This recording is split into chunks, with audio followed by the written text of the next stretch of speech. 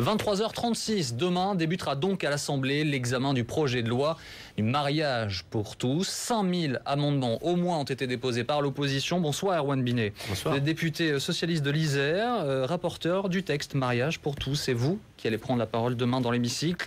Bonsoir Hervé Mariton, député UMP de la Drôme, orateur sur ce texte pour l'UMP. Vous aussi vous exprimerez dans le cadre de l'Assemblée nationale. Est-ce que vous préparez, messieurs Hervé Mariton, à un formidable combat parlementaire à partir de demain? C'est un débat et c'est au fond un combat parlementaire respectueux des lois de la République, mais sur un enjeu important sur lequel le gouvernement, la majorité ont assez largement avancé, masqué.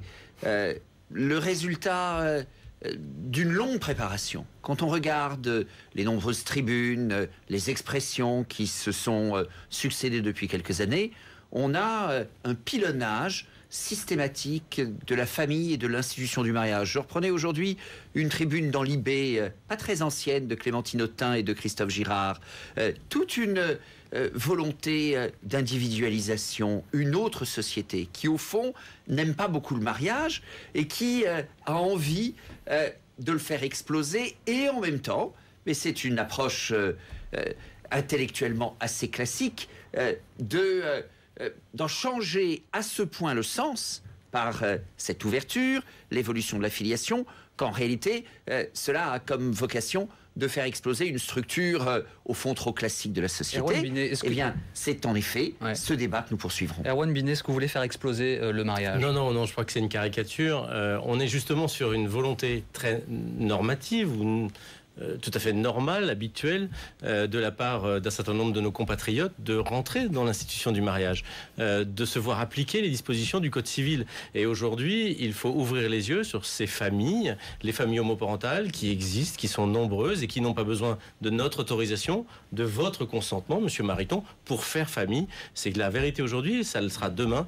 Or, elles ont besoin de nous pour leur accorder des droits à ces enfants, à ces familles, et c'est ce que nous allons leur donner dans les semaines à venir. D'abord, dans ce débat, je récuse les jargons, mais imposés au fil des années. Faire famille, nous construisons une famille, mais oui, elles n'ont pas besoin de moi. Et moi, je suis respectueux des choix privés de chacun. Nous disons aussi d'ailleurs que, s'agissant des droits, de la correction d'un certain nombre d'injustices peut-être qui existent aujourd'hui, il peut y avoir des réponses pragmatiques. Ça s'appelle le contrat d'union civile, l'alliance universelle dans notre projet, l'amélioration des droits des tiers que nous proposons, que rien de tout cela n'exige à la fois le mariage et la révolution de la filiation telle que vous les construisez. On a entendu Madame Taubira tout à l'heure, puis-je dire tout de même, quand Madame Taubira a menti le soir de la manifestation du 13 janvier. D'ailleurs, tout à l'heure, vous avez dit 400 000 manifestants pour hier. Je vous ai trouvé très généreux dans ce chiffre. J'ai cité les organisateurs. Bon, vous n'avez pas dit que vous les citiez. Mais Madame Taubira dit il n'y a pas disparition du mot de père et de mère. Et il a fallu l'habileté. C'est comme cela que s'est exprimé le président de la commission des lois, du rapporteur, avec un amendement balai qui dit on garde presque partout, on garde père et mère. Et quand ces deux personnes du même sexe ont fait comme si, il a fallu cette habileté pour corriger le mensonge de Madame Taubira au prix d'une fiction. C'est une discussion. Alors on va écouter Erwan Binet qui vous répond.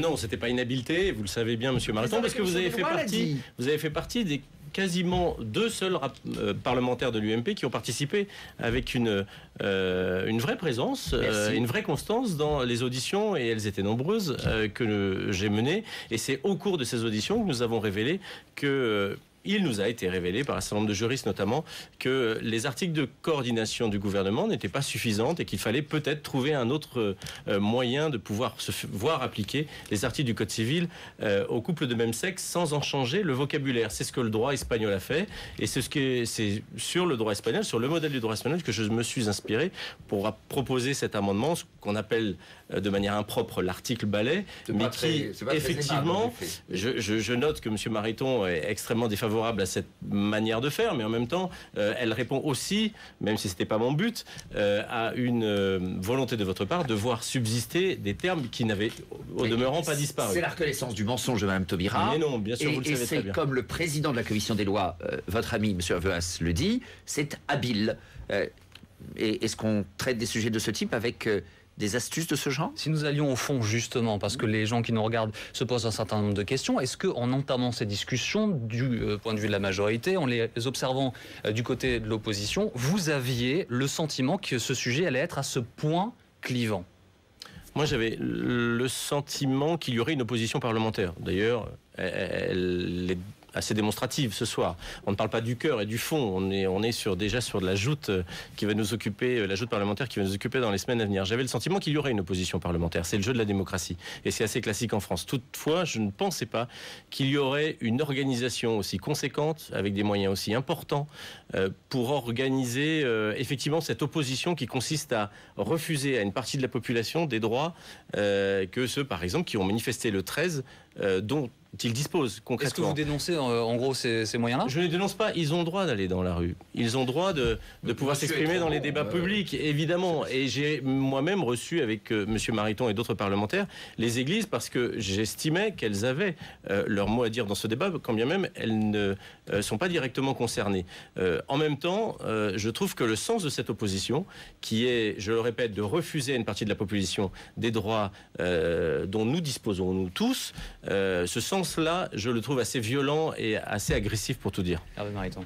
Est-ce que c'est plus clivé que je ne le pensais d'une certaine manière? Oui, quand je vois les insultes qui sont proférées à notre égard aujourd'hui, les expressions tout de même pour le moins inappropriées de Pierre Berger, qui occupe une place centrale dans le dispositif de défense de votre texte, qui organise un certain nombre de réunions, et quand il y a des procès d'intention en indignité supposée, en radicalisation, en homophobie, en antisémitisme, enfin tout ça est assez extravagant et franchement ça n'est pas bien.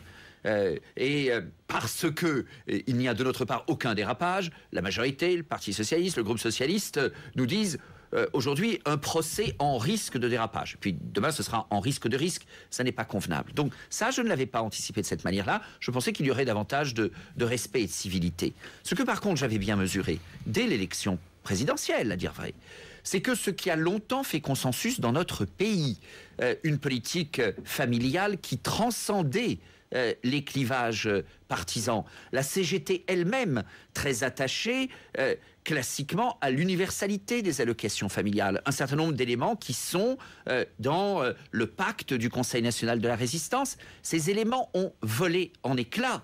Le gouvernement aujourd'hui, lettre de mission envoyée par le Premier ministre il y a quelques jours au Conseil de la famille, demande une révision des prestations familiales dans un sens qu'on ne pouvait pas imaginer il y a quelques années.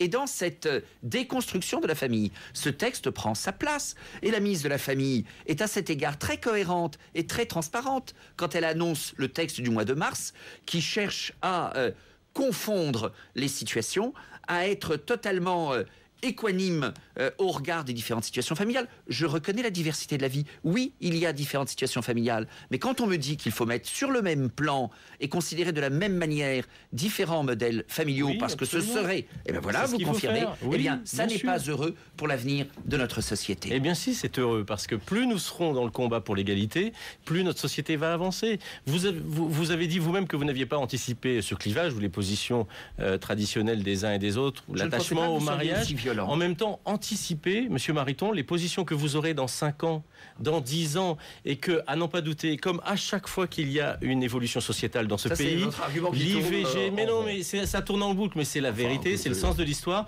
Dans 5 ans, l'UMP, dans 5 ans, dans 10 ans, l'UMP, évidemment, et tout le pays sera uni autour du mariage pour tous. Personne ne voudra remettre ça en cause. Anticipez-le, s'il vous plaît. Sera la position de l'UMP dans 5 ans. Parce que ça a toujours été le cas. Regardez ce qui se passe en Espagne. Regardez ce qui s'est passé au Danemark. En Suède, la droite a voté avec la gauche au Danemark, en Suède, politique au familiale Canada. Est une force de la France et le mariage en France sans doute pas tout à fait unique au monde. Tout à fait unique au monde. Notre politique familiale est très différente de ce qu'on trouve dans d'autres pays. Puisque vous abordez ce sujet et que l'argument a été maintes et maintes fois utilisé d'un côté et de l'autre, on vous montre une carte de ce qui se passe en Europe. Voilà les pays dans lesquels le mariage est reconnu, l'union civile est reconnue et pour les derniers, l'union civile non reconnue. Y a-t-il des enseignements à tirer de ce qui se passe chez nos voisins, oui ou non, quel que soit son sentiment sur cette affaire? Dans la plupart des pays européens, on ne se marie pas à la mairie. cela casse nombre de comparaisons qui sont faites. La séparation de l'Église et de l'État, c'est tout de même une réalité et une identité française forte. Cela a amené à construire un mariage civil qui est d'une toute autre dimension. Dans les pays nombreux en Europe ou par le monde, où on se marie au lieu de culte et où l'état civil se contente de faire une transcription papier, le fait dans ces pays de disposer sur le mariage civil est quelque chose qui est assez indifférent à la plupart des citoyens, pour lesquels le mariage est fondamentalement et uniquement au lieu de culte. C'est très différent en France, je rappelle cela. L'enseignement qu'il faut tirer dans tous les pays qui ont ouvert le mariage et la filiation aux couples de même sexe, à part le Portugal qui n'a ouvert que le mariage. En effet. Évidemment, parce que 25% de la population était favorable à l'époque à la situation, à ce mariage. Et aujourd'hui, 90% sont favorables. Donc l'effet dans ces pays a été le même, et il sera le même en France. C'est qu'il y a d'abord une incroyable banalisation, et c'est heureux, et une acceptation encore plus grande des couples de même sexe et de l'homosexualité en général. Il y a une lutte contre l'homophobie extrêmement efficace, et je crois que ça participe de la lutte contre l'homophobie, le fait que la loi reconnaisse ces couples, reconnaisse ces familles, reconnaisse et donne finalement un regard bienveillant, favorable vis-à-vis de... Nous avons des amendements plus favorables je ne suis pas sûr. Aux personnes homosexuelles que vos propres positions dans les amendements que nous avons défendus, en termes de défense des droits des salariés par exemple. Vous avez déposé un amendement pour que des personnes mariées puissent refuser une mutation dans un pays où l'homosexualité serait pénalisée.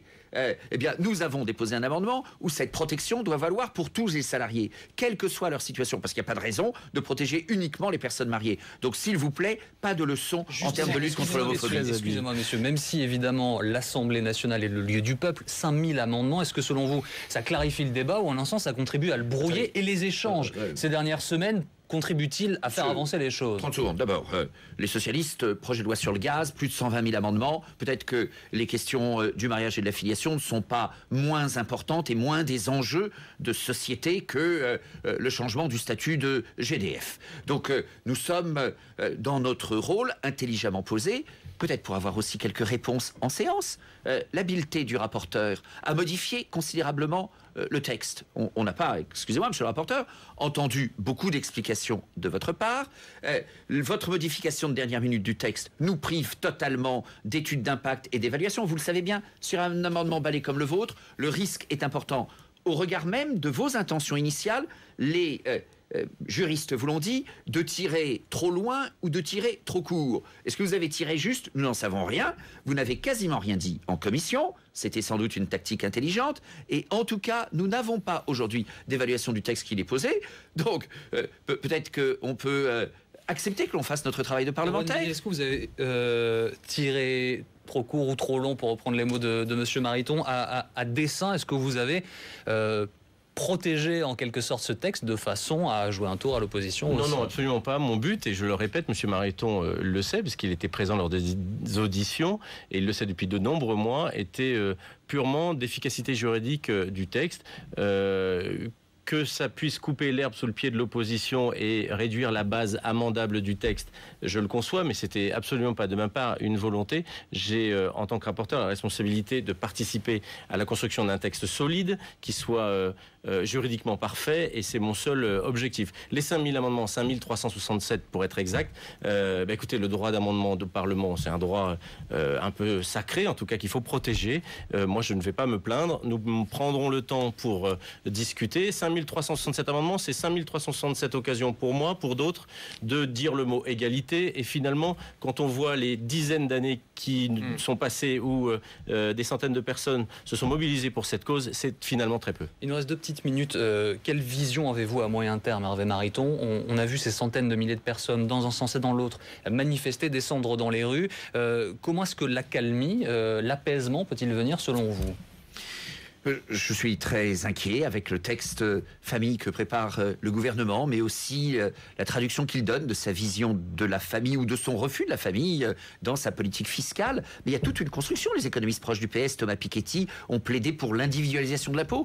Je vois, ce qui est d'une certaine manière paradoxal, mais on sait que ces évolutions travaillent la vie politique française, une logique totalement individualiste et matérialiste. Eh bien, je suis désolé, je continuerai de plaider pour la famille. Et oui, chers collègues, la liberté, l'égalité, la fraternité, mais je pense que nous faisons... Pas pour les autres. Pour tout le monde, mais pas pour les homosexuels. Non, c'est exactement ça. Pour tout le monde, nous en faisons une traduction plus forte que votre acte essentiellement idéologique. Merci messieurs. Et sinon, juste parce qu'on vient de voir sur ce plateau, la discussion qui débute demain à 16h30 dans l'hémicycle sera mouvementée, vivante. Dans quelques instants, le journal de la nuit en direct avec Jean-Rémy Baudot. Avant ça, voici le meilleur de la journée sur BFM TV. C'est le replay. À demain 23h.